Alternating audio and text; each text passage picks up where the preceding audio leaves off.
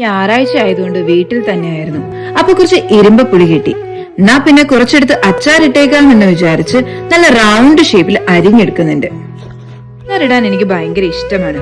അങ്ങനെ നമ്മുടെ ഇരുമ്പപ്പുളിയിലേക്ക് ഇഞ്ചി, വെളുത്തുള്ളി, മുളകുപൊടി അങ്ങനെ കുറച്ച് കുറച്ച് പൊടികളൊക്കെ ഇട്ട് നമ്മുടെ അച്ചാർ ഇവിടെ റെഡി ആയിട്ടുണ്ട്.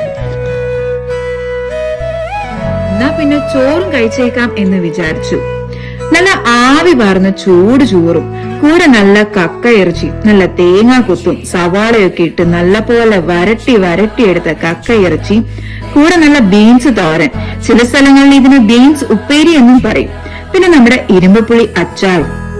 ഒഴിച്ചു കറിക്ക് ഇന്ന് സാമ്പാറും മോരും ഉണ്ടായിരുന്നു. ഇത് രണ്ടും എനിക്ക് ഇഷ്ടമായതുകൊണ്ട് ആദ്യം കുറച്ച് സാമ്പാർ കൂട്ടി കഴിച്ചു, പിന്നെ കുറച്ച് മോരും കൂട്ടി കഴിച്ചു. അപ്പൊ അത്രേ ഉള്ളൂ.